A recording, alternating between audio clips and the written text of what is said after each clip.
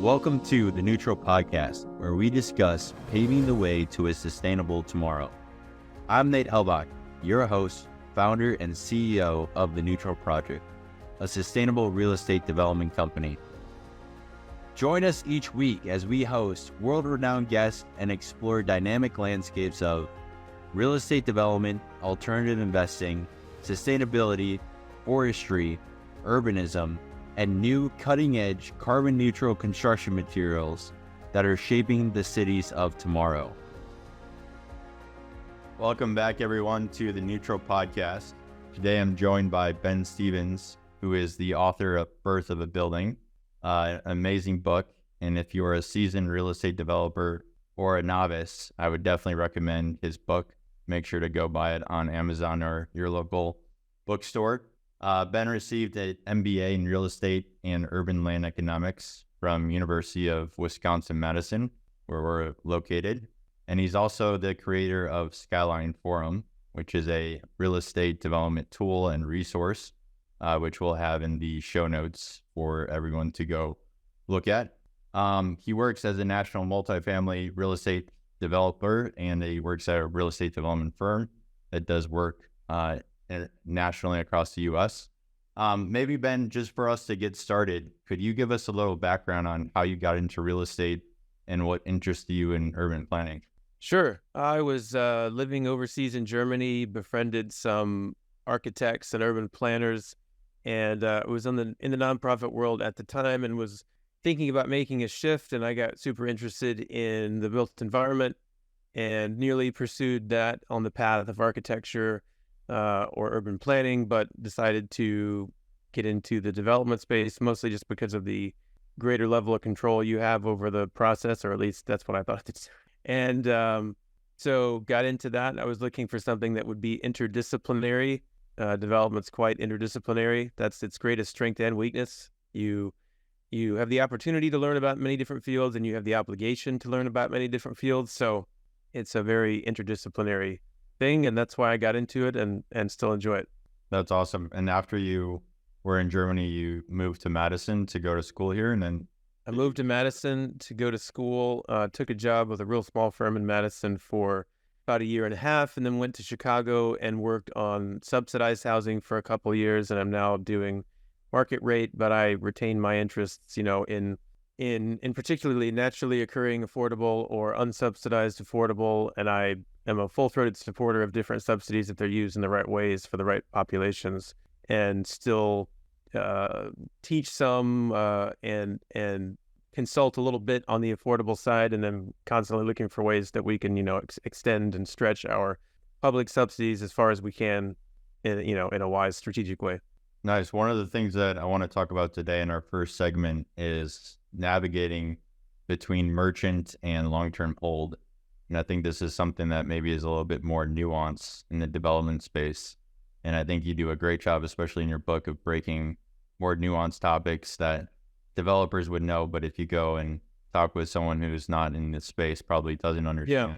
Maybe you could just break down first for us, what is merchant hold? What's that method of development? I guess the metaphor I would start with is, if you think that you have let's start with development basics. If every time you give me $1, I give you $1.12, and you keep doing that sort of trade, you're going to come out economically ahead, right? So people are trying in development to do that with real estate. And the question becomes, let's say that you're going to make a lot of money. Let's use the lottery metaphor, and you win the lottery. Do you want that payout in a lump sum that comes in very random bursts? We don't know how often we're going to win the lottery. Versus, do you want it now continuously in a smaller amount locked in, but it's going to take you 30 years to get it? I think that's a good metaphor for the merchant versus long-term hold. In one, you're getting this burst of return, but it's very lumpy. It's hard to plan around, you might say. And in the other, you're getting kind of a slow, continuous stream, but you're not becoming instantly wealthy all of a sudden. And to answer the question, they're like, why would you pick between those two other than just your temperament? I like to use the metaphor of space travel. So, it's one thing to, if you're trying to create a development, you're trying to create a situation where the building is creating enough income to kind of launch, to pay you, to pay your investors, to pay the debt service, and to also make up for the enormous risk that you're taking in doing a development project in the first place. But when you have a rocket, it's a very different thing to like get off the ground versus to get into near Earth orbit versus to get to the moon versus to get to Mars, right?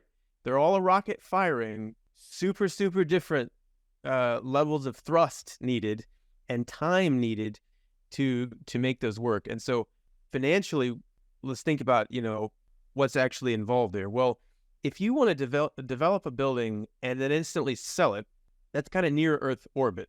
I have to make the building, I have to lease it up and get it cash flowing, and then I have to find somebody who has a pretty low return expectation, like a pension fund or an insurance company. They just need stable, low risk, dependable cash flow. So they're willing to pay a premium to get this building that I just de-risked for them.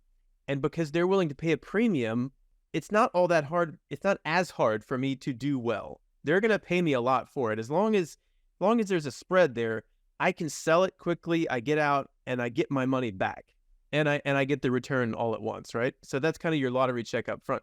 If you say I want to go to Mars, well, now you have to have a building that it can pay you, it can pay your investors, it can pay the principal on your loan long term, and it can pay the interest on your loan long term.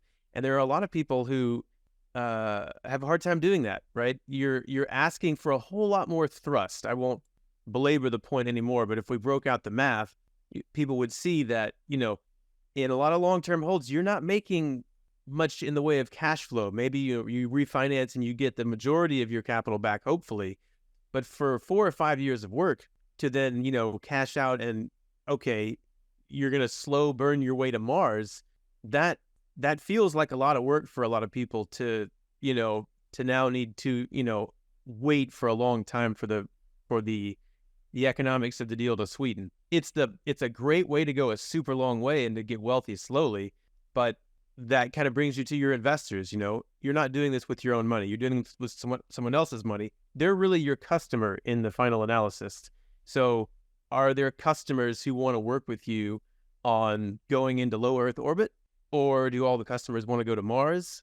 You're constrained by that, even if you have a certain design and development philosophy. If the fuel for the rocket, that's not the right metaphor. If the people who are helping you build the rocket, want to go one place, it's hard for you to say, no, we're going to Mars, baby. It's strap in. So anyway, I think that's, if I was going to explain why people do merchant versus investment and why, I think that's how I would explain it. Yeah. So maybe we talk a little bit about the customer, which is the investor. And if we're building for the customer and they want something that maybe is more low orbit in your example, then they would likely go with a merchant build because that's a quick return. They're able to take their thrusters, as you said, and get it up into orbit quite quickly. And then in this metaphor, they're letting the thrusters go and coming back. Right. In some respects, merchant building is trying to time the market. And people say, don't try to time the market because, as in space travel, there's certain windows of time when it's easy to go to Mars and certain other that it's hard. And so you're like, well, let's launch this thing so we hit that window. But again, the market is not nearly as reliable as Copernican forces. So as we were discussing earlier about risk, like in some sense, it seems less risky because if you make a bet like, hey, in 15 years, this area is going to be great. Is it like, do you know that if you're making a bet on the fundamentals? But they both have risks. And so understanding the incentives of your customer, whether it's like a life insurance company, or it could be exactly the opposite. It could be a family office, the office of an extremely wealthy family. They have this money that they want to put into real estate. And they, unlike the insurance fund, they're not a huge staffed organization. They want to write checks and be like, keep it for a bit, man. Like, I don't want that money back in 2 years. I want you to hold on to it for 10 years because I keep getting more money coming in. I need to place some long-term bets. They have exactly the opposite philosophy, but that's because it's what they're incentivized to do. So really, it's just about if you have a philosophy you want, whether it's merchant or long-term, just to know who your customer is going to be and go find them. I interrupted you, Nate. What were you going to say?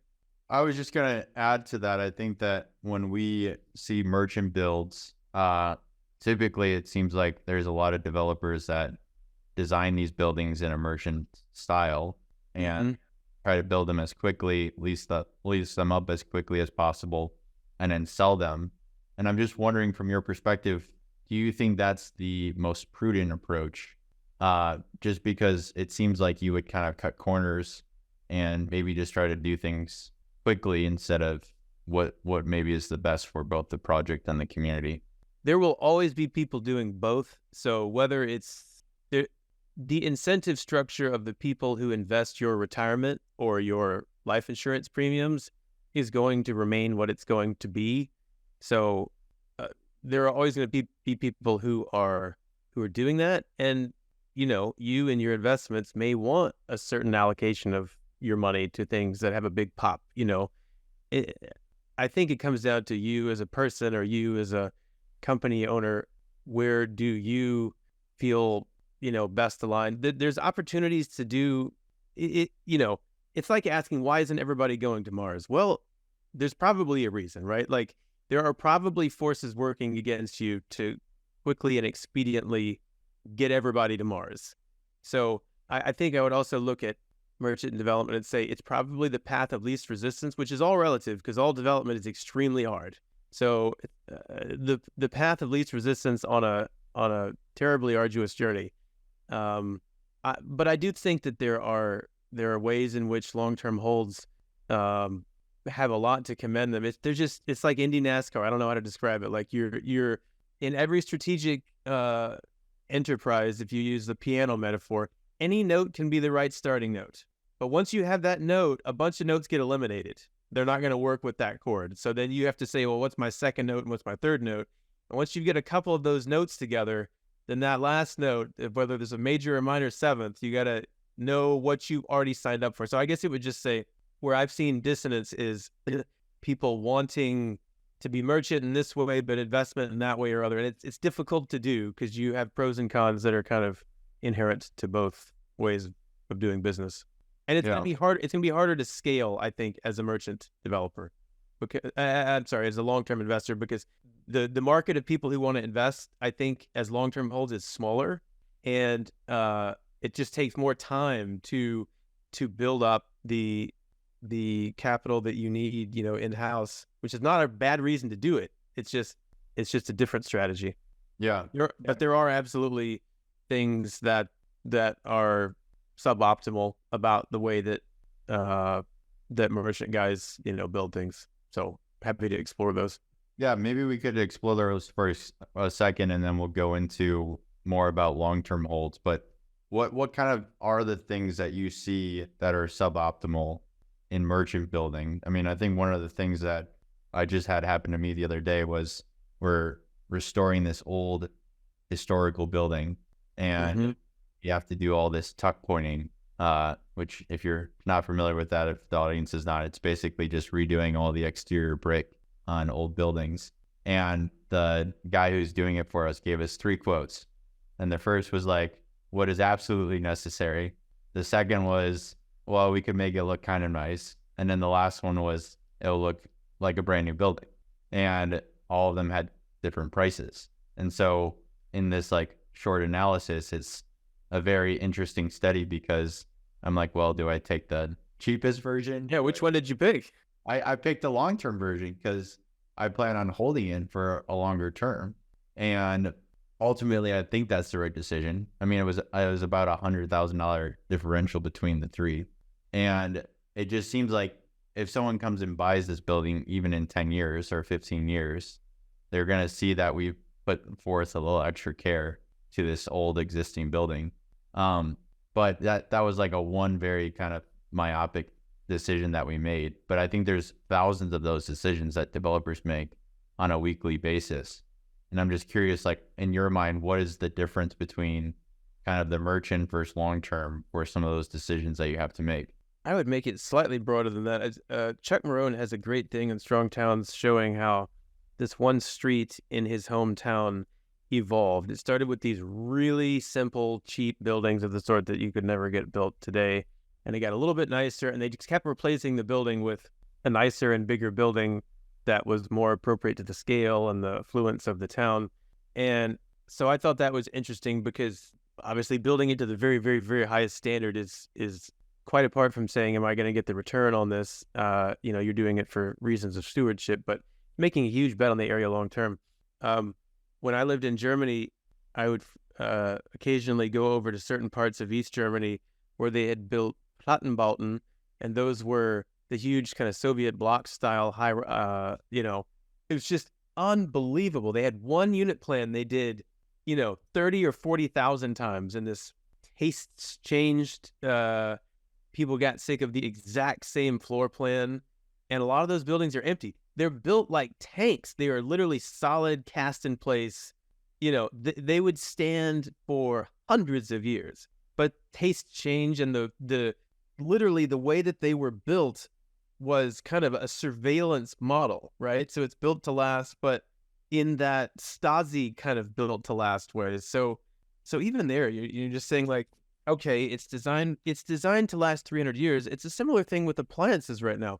The appliances my parents have in their house, my mom has like a freezer that she got, when they were married 40 years ago. It still runs like a tank, but nobody builds freezers like that anymore. Well, most consumer fridges aren't built that way because people don't want to hold them that long because they see something in Joanna Gaines's magazine that looks different and they want to pitch it. And so then the manufacturer says, why would I spend an extra $700 rigging this thing up in a way that it's going to last 3 times as long as you're telling me you want to hold it? So I'm not really answering your question. And I also share the let's be stewards of what we have philosophy that you have. And I think most people are not going to do that. Human nature is not going to change. The calculus about the return is not going to change. So you're going to be an outlier. So I guess absent the government having a stick, which is kind of the European model, we're not going to allow that. And there's pros and cons to that approach. But absent that, I'd say if you're in the U.S. and your buildings last like that, you just have to do what you're doing, which is kind of make that a part of your brand and make it something that the people who are renting your space can value and savor. But I don't think human incentives on picking the option that is the most lucrative in the short term will change. So it's either am I going to lobby for governmental regulation, or am I going to continue doing it without governmental regulation and productize it? That's a super jaded way to approach it, I think. But no, I think it's an interesting perspective and actually kind of grounded in reality, because I think a lot of, especially the U.S., has this kind of consumerism mentality. I mean, similar to your example with your mother, they want a new fridge every 15 to 20 years. And I mean, lifespans of buildings hopefully are a lot longer than that. But well, I'm just reading a book called Ultra Processed People, and it's about how the American food industry is different from other food industries because there's a much more acute, focused strategy about how we sell more food. We want to sell as much food as possible. How do we sell more food? We make food in a way that isn't particularly filling and that goes down really easily. So it's super dry. Most of these ultra-processed foods are extremely low water content, so it's not very filling. You need to eat more of it. And it's very smooth, so you eat it and you feel like it just vanishes. So I'm going to keep eating more. And other countries just don't do that to the same. They're like, it's food, No, we're not going to. They just haven't thought to apply McKinsey-like logic to bread, right? And we do the same thing with like a floor assembly. Is the floor assembly in my house or most American houses the best? No, it is the like lowest possible standard that people will agree to. If they would agree to a lower standard, we would build it to a lower standard. That's a business mindset. It's not a craftsman mindset. Other countries look at that and scratch their heads, and I look at it and scratch my head too, but I understand why. The business has found out what trade-off people are willing to make. I mean, food is much more expensive in Europe than it is here, partially for those reasons. It's better food, but it's a trade-off. You're paying more for it. And it's similar with our buildings. They're better buildings, but you're paying more for it. Like, is that worth it? And that, it's kind of a national cultural decision. Well, I think that's interesting because we just actually got back from Europe because we were visiting our mass timber manufacturer. And I spent a few days in Germany and a few days in Austria. And it's just interesting to see like all these buildings that you don't really see that many new ones. I mean, compared to the US, it's on a percentage basis so much smaller because people are using what they have, and they'll renovate an old building and change out the floors and change out the appliances, but they're not building these big new buildings like every 50 to 100 years. And so it just seems like if this wasn't like a capitalist society and we hypothetically had a socialist society, we would have just a bunch of buildings that get built that would last for 200, 300 years. And then that might be a slight leap, but yeah, okay. But people would go and they would redo all the interiors of the buildings, but we don't have that. And I don't think, I'm not really advocating for that. But it is an interesting study of like this merchant versus long-term hold. We have just a lot of people going and doing developments, which is very challenging, as you said, whether you're doing either or. Mm-hmm. And a lot of people are opting for merchant because they want to get a return. But I think if they thought about it in this kind of long-term perspective, like what are people going to want in 50 to 100 years? Yeah, but imagine you're on the investment committee of XYZ life insurance company, and it's your obligation to deploy $400 million of real estate debt, in the next 6 months. Again, it all comes back to like, why are things as they are? Because of people's incentives. So like you're on that committee, and I'm like, man, you could tuck point this thing in a way that it would be around for your grandkids. And they're like, I don't know if you heard me, $400 million construction debt in the next 6 months. It's just incentives, right? So if I was you, and I was concerned about it, I'd be lobbying the government on the one hand, if you want to kind of give away your strategic niche and have it be mandated for everybody, and or just focusing on building your product and productizing it as smartly as you can. And that's what nobody does. Nobody productizes green offerings either. I'm working on our green initiatives right now. And so there's reducing embodied carbon, which you can either do with a traditional building or what you're doing, using material that's a carbon sink. But building materials are only 11% of global embodied carbon, and operations of buildings is 28%. The reason that we're not doing a lot of this now, #incentives, is because we're not really getting more money for it. And arguably, you're taking risks. I wanted to do a mass timber building. I talked to an investor. They're like, have you ever done one? I said, no.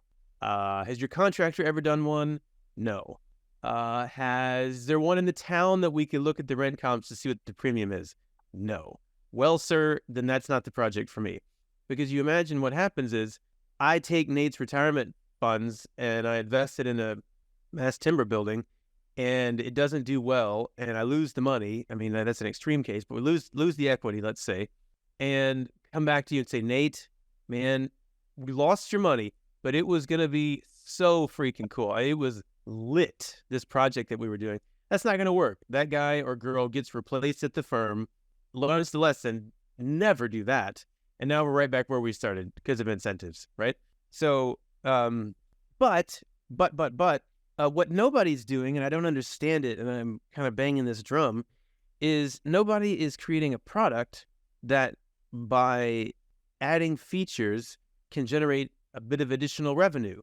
So you use an HVAC system that reduces your bill, and nobody can quite understand, I'm going to pay $30 more for a unit that has lower energy maybe, but you add a couple of other little things. I personally think, you have a system like that. Maybe you have better windows. You say, well, it's more comfortable. You can sit right up against the window in a cold Madison winter. It's lower energy, but it's also more comfortable, and there's a few different things you can do like that. And you get a little bit of extra rent for those units, or if you're so bold, for the whole building. And now you're actually making money that you can use to pay for those upgrades.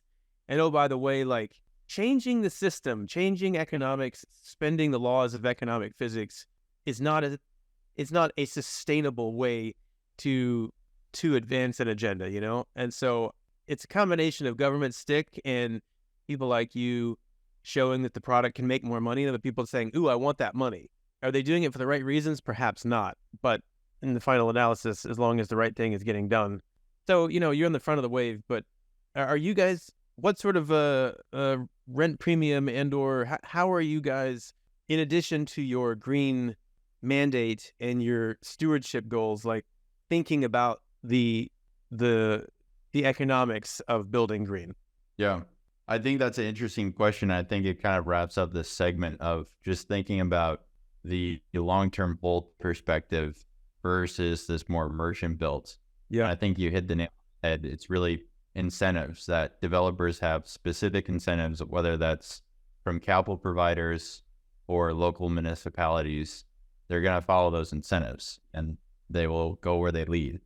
And I think one of the things that we saw specifically in Madison was Madison actually has some incentives around building sustainably. Like we get 2 more stories on our building based on zoning because we are LEED certified and we're reducing the embodied carbon emissions. So I think there are some things that local municipalities can do, not as a quote unquote stick, but more as, hey, if you do these things, you get a little extra, or maybe you get some TIF, or maybe there's other incentives that you could provide as a municipality to kind of augment these more long-term perspectives. And I think one of the things that, I've been thinking about as we're having this conversation is when we say long-term hold, we're really just saying, like, how do we build buildings? Do we build it in a way that maybe is less efficient, that is maybe less sustainable, or are we building it in a way that's more sustainable and more efficient? And the latter has a lot more cost. And so the reason we're not doing that is because there's a lot of, I think, developers out there that they have to hit certain return benchmarks. And if they don't, they won't be in business. So they're hitting those return benchmarks. Well, you have to get paid.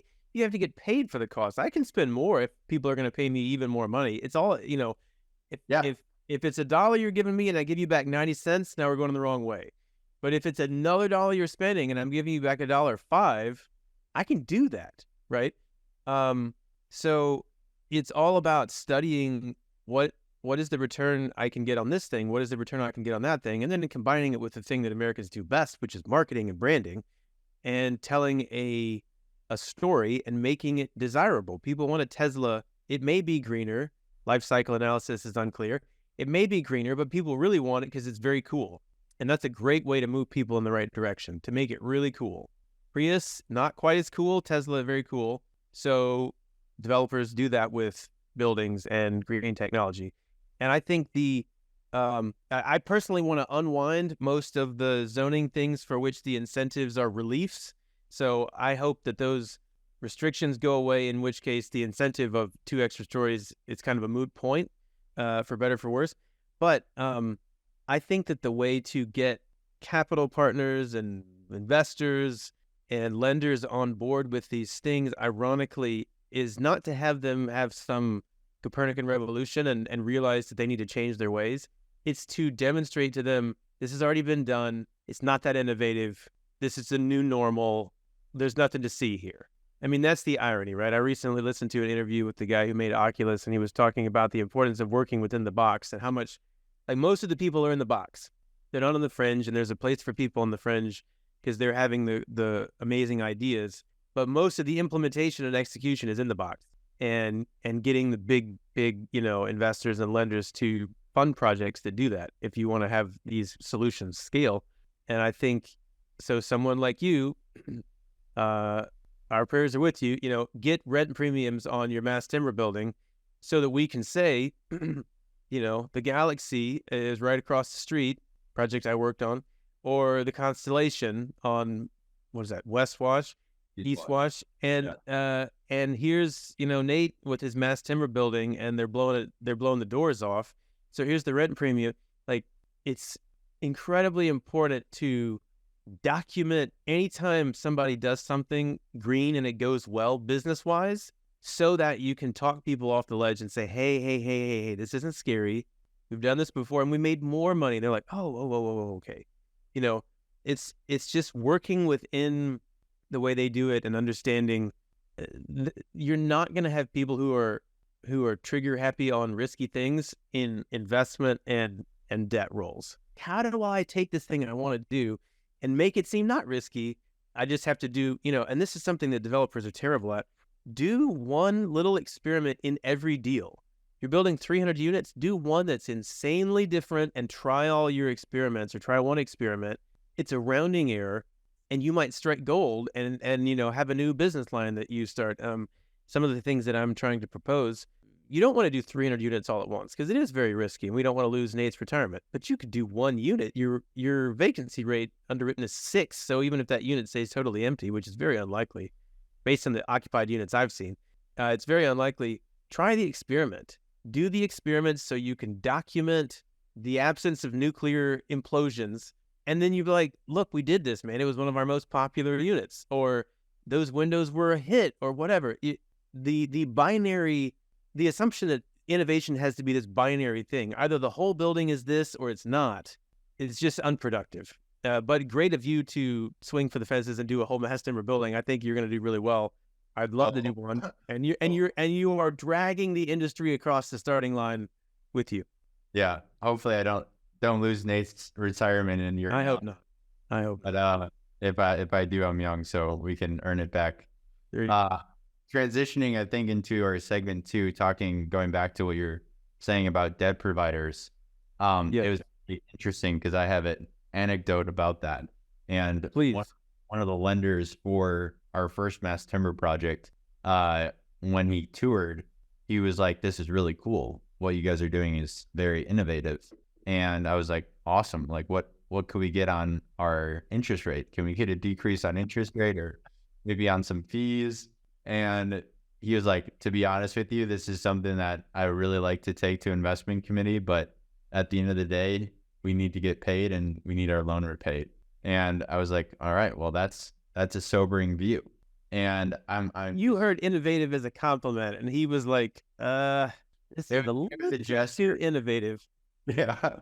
And so I think, like, what is your view on doing some of these maybe more innovative techniques, or maybe not even innovative, just maybe using brick instead of metal panel on a building, and spending $1 million more on brick instead of metal panel?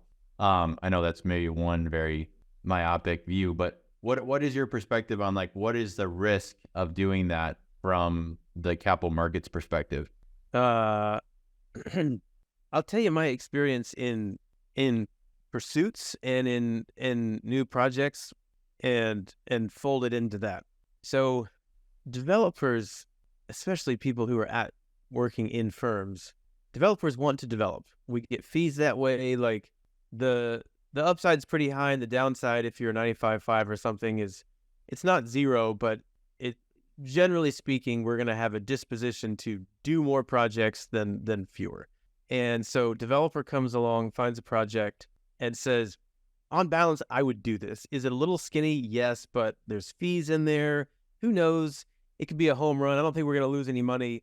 And returns are a distribution. I'm never going to know 5 years in advance how it's going to go anyway, so let's get some hooks in the water. But usually, that project that they would be willing to do isn't quite strong enough for an investor and a lender.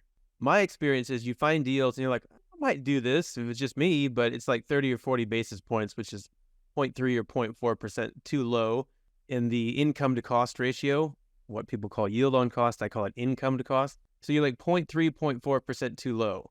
So now you have a deal that Nate wants to do with the investors, like, this is too tight. We don't feel like there's a factor of safety here that's enough. So how are you going to get that deal up 0.3 or 0.4%? So now it's also interesting for the investor and the lender. You're going to start pushing your rent assumptions. You're going to say maybe the taxes will be lower than they have been the last 20 years. Maybe we can take this thing off. So you're moving in the direction of getting more aggressive. And it is at that point where you'd say, oh, and what if we also went all mason? Well, we're not moving in the direction of, probably of improving our yield by 30 basis points. Maybe you are, but the way to do that, and I'll just return to the thing I said a second ago. That sounds kind of pedantic, but it's doing small empirical experiments and saying, if you want to prove that in Verona all masonry will get a red premium on the merchant side, then go prove it. Or you could say, no, damn it, I just want to build in masonry because it's the best way to build. There's a great long-term hold argument for doing masonry. It has zero maintenance. And so I know a guy who builds the cheapest stuff you can imagine, and he does all masonry buildings. Now the windows are like 11 feet apart because windows are expensive, but he builds in all masonry because he's like, I'm going to own it for 50 years. I'll never have to do anything to the facade. So there again, it's all about, if the first note I play is a C, then E and G are in my future. D is not in my future. So it's all about aligning it. It's not an impossible argument to make, but if you want to make it empirically, you have to show that I can get a rent premium for this, or you change your strategy and say I'm playing a different chord, and so there's different things that I'm solving for. Yeah, and I think talking about playing a different chord and going back to what you said is income to cost, what most people refer to as return on cost or yield on cost. And, on that equation, you seem to have two sides, right? One is NOI, which you talked about, and push rents or decrease expenses. And the common one there is to decrease taxes, which I think everyone has done in their future or in their past. Up to our old tricks. Yeah, exactly. But I think then the other side of the equation is cost. And this is one thing that I think a lot of developers are very familiar with is VE exercises, as we call them, where we just hit our heads against the wall for months on end. And that I think is more pertain to the long-term hold versus kind of the short-term merchant build. Because really, you can only push rent so far. You can only bring expenses so far down. Right.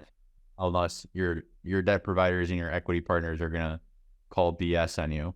So really, it's the other side of the equation that we want to kind of focus on here, which is cost. And so on that, I think, in your daily practice, what are you doing that allows you to kind of keep that cost in line? Like, do you have certain kind of constraints that you say, okay, we can't do triple pane windows, we have to do double pane on all our projects, or you do all masonry and you do 11-foot gaps between, as you said before, or like, how do you make sure that cost kind of stays in line? So I have a little chart. Let me see if I can find it here. So if you want the very scientific way to do this exercise, here it is. So, if you want to add something and you just like it and you can get sign off on it, then this calculus doesn't really matter. But if you're saying, I want to go higher masonry, or I want to go with this upgrade of some sort, and I think it's actually going to be economically additive, then reverse engineering what I've seen other people do, this is basically the way to do it.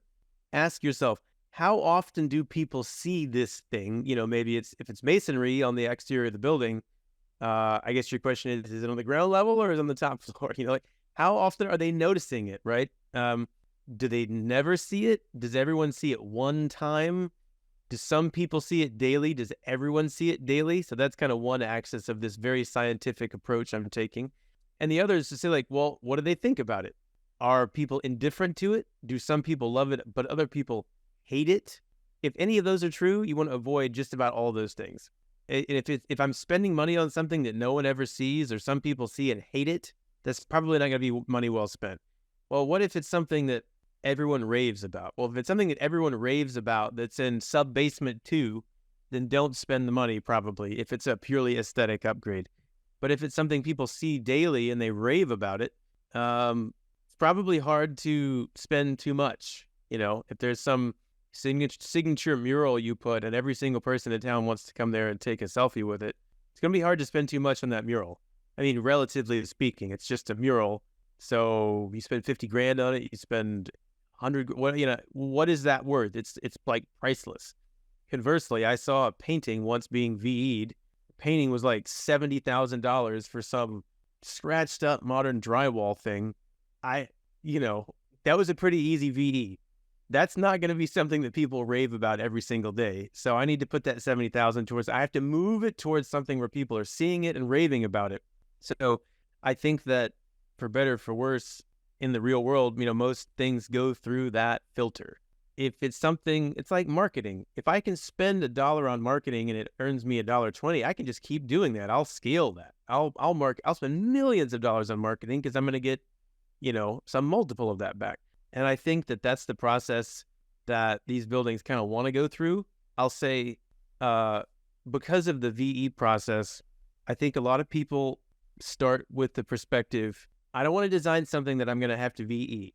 So I'm going to hire designers who know the drill and are going to build the minimum viable product. So I don't have to VE it, or don't have to VE it much. And what you end up with is no one's idea of ambitious design, right? Conversely, you can hire the designers that you really want to desire, most of them can design good stuff. They just kind of get in a rhythm of what their clients want, to be fair. But let's say you hire somebody who is much more ambitious. You're going to design something that you probably can't afford to build. So then you're going to have this VE work. But I think the secret sauce is in hiring the very best designers. They design something that by all accounts, or by most accounts, unless you're doing luxury condos or something, or building Mandarin Orientals, most of us can't afford to build. But then your difficult work comes in applying that table I was just showing and saying, what of this is really, really important, and what of this can come out? I want you to show me the dream. Don't hold back. But then I'm going to have to really go to work and figure out what of this is the magic part, and what of this is just that lunch and learn that those people gave that, it was a really impressive lunch and learn presentation, but I'm not going to get the value out of spending $200,000 on that. I think that's the difficult work, and it's where having a design-minded development firm, that's hard, because there's designers who know how to design the dream, and there's developers who know how to VE it down to just absolute skin and bones. It's real hard to take a design that you can't build and know exactly what to keep and what to delete. That's really hard. But there's a lot of money to be made in things that are really hard, that there's not a crowded field of people trying to do. So, yeah, no, I like that methodology. I think that's a great approach to kind of have this decision matrix and design something that probably you'll never build because it's the Rolls Royce of buildings, and then trying to VE it down to something that's actually affordable, that you're still kind of incorporating those parts of the Rolls Royce that the tenants really, really like, and that they're going to notice when they tour the project that, oh, this is different than, for example, Constellation Galaxy across the street from what we're building. Nothing wrong with Constellation, Otto. Nothing wrong with Constellation. But, also if a colleague of mine said, we got a rendering for something that was just spectacular. And I said, is it going to actually look like this? And he was like, if you squint your eyes, yeah, like it's going to be. And the fact of the matter is, you're the user of the space, whether it's an office user or a hotel or a retail, they're not going to look and say, is that an Armstrong ceiling? Is this what I saw in Architectural Record? They're just going to be like, oh, it's a metal ceiling. That's cool. And you're going to have to find the right construction partners to help you figure out, which, may or may not be what they really want to spend their time doing. Figure out how can we achieve the essence of that? And now you're kind of into like engineering your own solutions. Olsen Kundig, the architect in Seattle, has an engineer on his staff who I've been told, his primary role is to engineer bespoke details for buildings that, like, there's nothing off the shelf. They designed this cabin, so this whole thing is run by like a wheel here and this massive, can you imagine what would happen? I think this is Tom Kundig right here. What would happen to this guy if this door fell? So like this, if you farm this out to some engineer, they would charge you $400,000 to design this thing. And, but he has a guy on his staff who only does these bespoke details. And, what is the return on that bespoke detail? Unmeasurable. His firm is known for that bespoke detail. And so this is also a tension when you're in the heat of the moment and you're like, we've already got a building that's hard enough. We're doing a building, and there was a very specific type of sign that I wanted to get for one of our retail tenants, and it was not out of the box, off the shelf. I could not get anybody to agree to do it. But I think it would have been some of those things that are little details like that, they can become the most talked about thing in the entire building because they're unique.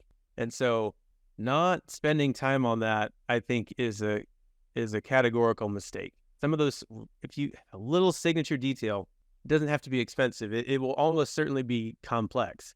But those are things, how much business has Tom Kundig gotten as a result of that detail? I can't even imagine.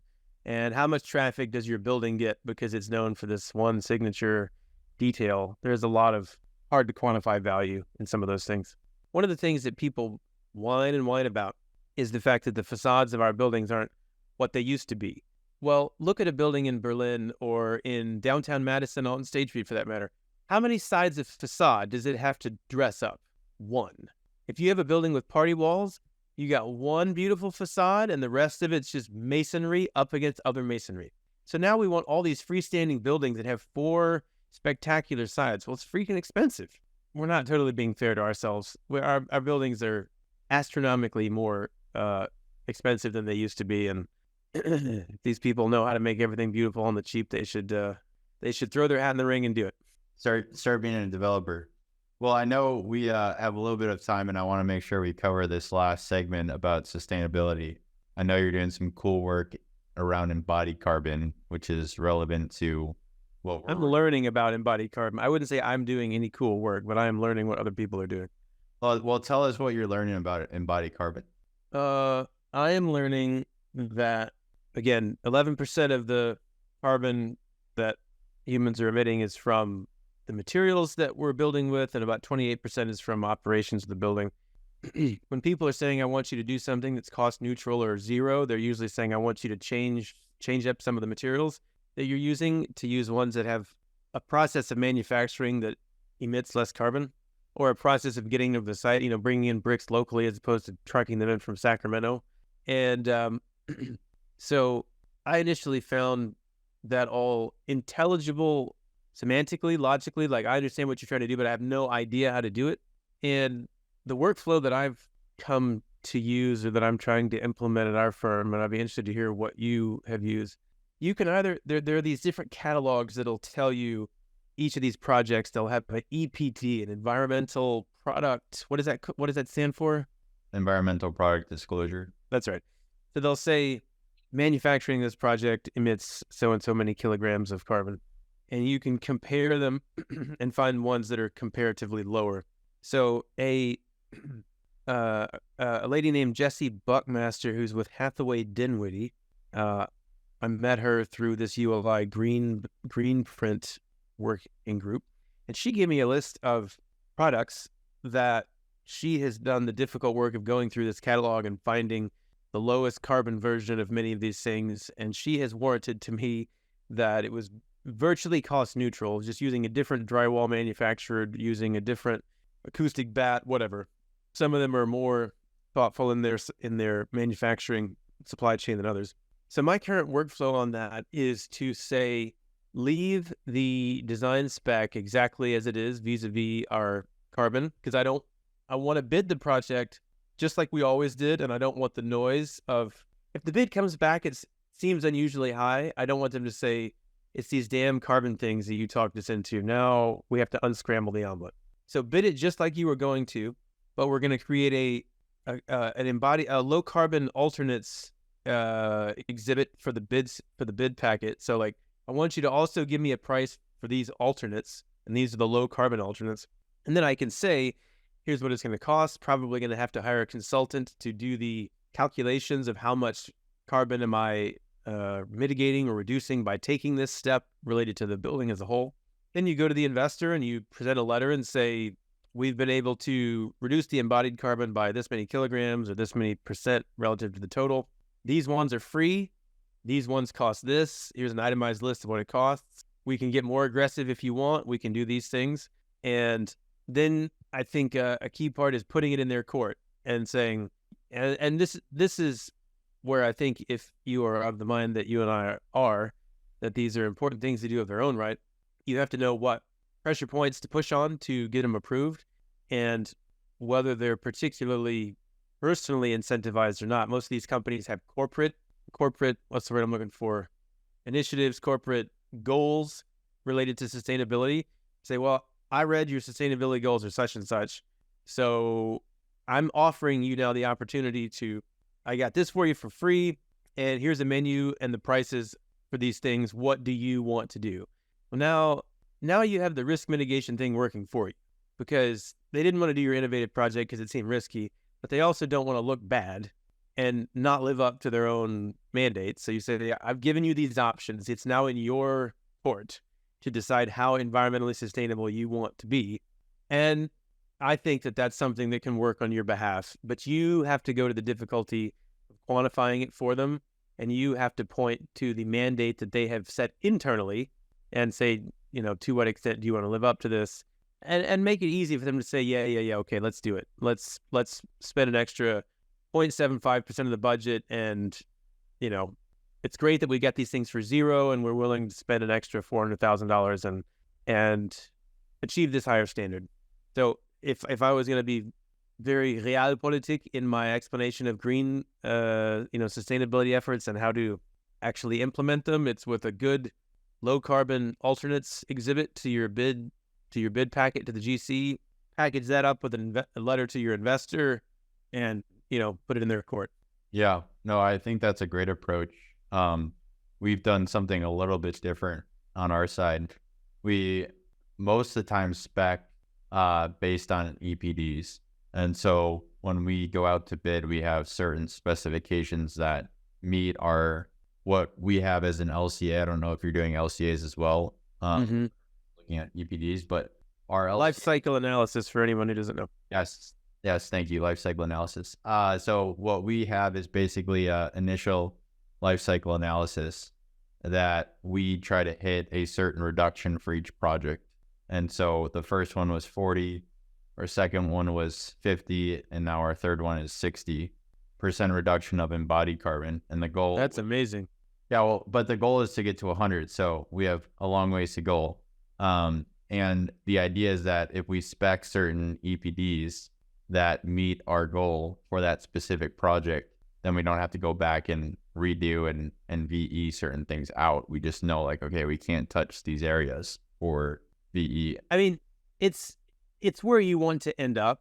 The place that I'm at right now is because outside of the circle of investors you're working with, my experience is that both on the construction side and the development side, pointing at no one in particular, broadly speaking, this is not even on the radar of the development community. So, and that's that different mental headspace I was talking about. I enjoy these meetings with the people who are on the bleeding edge, by which I'm talking about like mechanical engineers and people working on new kinds of cement. I mean, they're really out there, right? And I used the metaphor. I was watching Mr. Rogers the other day with my daughter. It was an episode from 1987, and he's driving around in this electric car. It's this like prototype electric car from 1987, fully functional. And 40 years later, we're talking about, electric cars, this is new. It wasn't new. It just never became mainstream for incentive reasons and who knows why. But that's too bad. And, you can profit from it in your business, but for people who care about this at scale, the tragedy would be that if embodied carbon reductions are the electric car of 1987, that, in 2067, imagine people, it's finally becoming normal for developers to talk about that. And so I think that's why it's so serious for the people who know the most about it to find very tactical, low-hanging fruit with the current system ways to bridge the gap to where you are right now, where you're like, it's all we're going to do. And so, yeah, I think it's been a huge learning curve for me. I think there's a lot of opportunity to do well and do good, and impressed by what you guys are doing. 60%, would you be willing to share, or would you be able to quantify the approximate cost versus if you were doing this without any of those? Some of it can be done for free. Some of it is decidedly not free, and maybe you get a rent premium as a result. Do you have a sense for the cost premium, the cost premium, and maybe also the kind of the return implications of those more aggressive steps?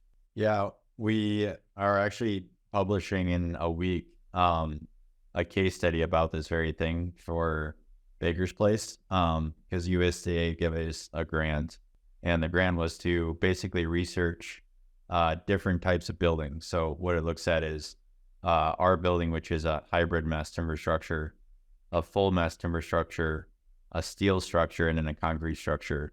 And we just look at the structural elements. Like, we don't look at, okay, we use mineral wool instead of a different type of insulation that maybe has a higher EPD. What would that be? So we've done that analysis separately, but for the case study, what USDA kind of commissioned us to focus on was the qualities of mass timber compared to other structural materials. And it was interesting, the cost, once you take into consideration the time savings, was a little over 1%. If you don't take into consideration the time savings, it's like 2.5 to 3. And the reason for the differential was we factored in savings on general conditions and general requirements because we're building the building about 2 months faster. And then we're also getting to our stabilization period faster. So we took into consideration the addition of NOI and the carry costs. So it wasn't explicitly from, hey, the structure costs less versus steel. Yeah, so switching to our last topic, Ben, and talking a little bit about zoning reform. I know you wrote a lot about this in Birth of a Building, and you have some really good, I think, thoughts on it. But what are your kind of big key items about this hot topic, zoning reform? Number one, it has to be something that happens at the state level. The people who care at the local level have all the same constraints that we do at every single rezoning. And so asking local electeds or local planners to spearhead material ambitious zoning reform is not a fair ask. And even if you do and you spend the years that it takes, you've accomplished it for Madison, not Verona and Fitchburg and Black Earth and all these other places, right? So it has to be a state thing. And I think the real key is writing provisions in such a way that it would be hard to take the opposite position. So I'll show you a few that we're working on here in North Carolina. And this is downloadable from the Skyline Forum. So let's see here. So I'll give you an example. There's a municipality in not far from me where the comprehensive plan is in no way reconciled with the zoning. So it takes me 2 years to do a rezoning to do what the city has said they want to happen. Well, that's a real hard thing to argue is logical and in the public interest. To make it take years for me to do what you guys have already spent half the national debt deciding that you want to do, whether it's right or wrong. I can't even do what you say you want to do. So there needs to be a provision whereby either a comp plan triggers a blanket rezoning to correspond to the comp plan, or an administrative filing of some sort makes it so, right? It is to me very difficult to imagine a position that someone would actually say out loud that invalidates this. One that is very popular in the California, the new housing affordability, whatever it's called. Projects can only be denied on the basis of objective criteria that are quantified and outlined in the UDO. So if somebody says that every building on East Wash has to be 50% masonry, then you can deny my application on that basis. You can't deny it because it's not special or it lacks character. If you can define what that is, then I can be held to it. If you can't, then I can't be held to it. This isn't art. I heard a guy say on a city council, it's not my job to design your building. It's your job to wow us until we say yes. No, sir, it's not. So, and I don't know how, if the gentleman who said that was here, I'm sure has the best intentions, but imagine, why won't let food into the city until it wows me? Well, maybe people are going to eat stuff that won't wow you, but it is a Maslow hierarchy of needs. Government bodies need to specify in writing within a certain period coming out of a hearing what is required and what is not. What was your advice, or it'd be great if you did this, but this is not a quasi-judicial or legislative requirement, versus what is a legislative requirement? Don't ask me to consider something. What has to be done, right? Accepting life safety, health, structural issues. You can't add new comments to the plans as a requirement for getting building permit. You can do it as a requirement for CO, certificate of occupancy, but every time you add new comments, it starts a whole new round. It's like you're all the way back to the beginning. It's real hard to argue that these aren't radical things. It's just so I have 2 pages of these you can download on the Skylines Forum's website, but they compound on each other. If you have to only do stuff that, if you have to tell me what's actually required based on the hearing, And that has to be tied to something that you've actually, written down. Those two start going like this, and suddenly a lot of stuff that you want to say, you can't make it judicial or you can't make it legislative because this isn't a part of your plan, or whatever. The delays beget delays, and streamlining begets streamlining. So I personally think that we have problems in cities that are considerable, and that we have all these really smart people in planning departments, and they're being asked to, babysit minutia on the part of people who have economic reasons they don't want new space to be built, which is perfectly in their rights to not want new space to be built. But some of these things will save incredible time and free up staff resources to work on more pressing problems, and that also compounds. And you start fixing problems because you're not spending 1,700 hours on a meaningless rezoning. Yeah. No, I like that a lot. We'll also link that piece to our podcast page so people can access that. Yeah. But yeah, I was talking actually yesterday with a colleague about this, and we were just saying of going through the site plan verification process in Madison is arduous. And part of the reason is just merely because of what is required to get a building permit. So I do like your idea of thinking, okay, how can we get just development started? And then let's meet some of these requirements before we actually occupy the building. Because just to get a building permit, it's like, well, we're just going to do demo. We're going to start doing some earthwork. Like, there's not these huge existential things going on site that could hypothetically kill people or seriously injure people if we don't have the right approvals in place. But for us to get an occupancy permit where we have tenants actually occupying the building and some of the bigger life safety considerations need to be implemented, then that would make total sense, right?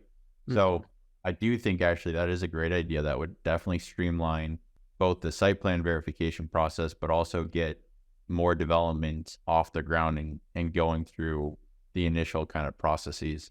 And it's possible to hear what I'm saying is like antagonistic to city staff, and nothing could be further from the truth. Many of them don't want to be tied up in some of the things they're having to do either, and would be much better used on things that are more befitting their talents, right? So I feel like that's all ships rise. Some of those reforms are all ships rise. They create clarity, that reduces risk, it lowers the time people waste, it allows us to focus on more pressing matters. Well, Ben, I really appreciate you coming on. My pleasure. Thanks for the invite. Talk all day. I like talking. Yeah, we're just getting started. Yeah, exactly. But you can find Ben at Skyline Forum, and a lot of the resources he showed today will be there. They'll also be in our podcast episode page. And then make sure to go buy the book, Birth of a Building, if you're interested in developments. So thanks for coming on, Ben. And thank you. At the Neutral Project, we're not just building structures. We're building a legacy of sustainability, helping align your investments with a sustainable future. We'd like to thank you for being part of this conversation. For more information and to stay up to date on how we're reshaping the future through environmentally conscious development, visit our social media accounts or our website at theneutralproject.com. Thanks again for tuning in, and we'll see you next time on the Neutral Podcast.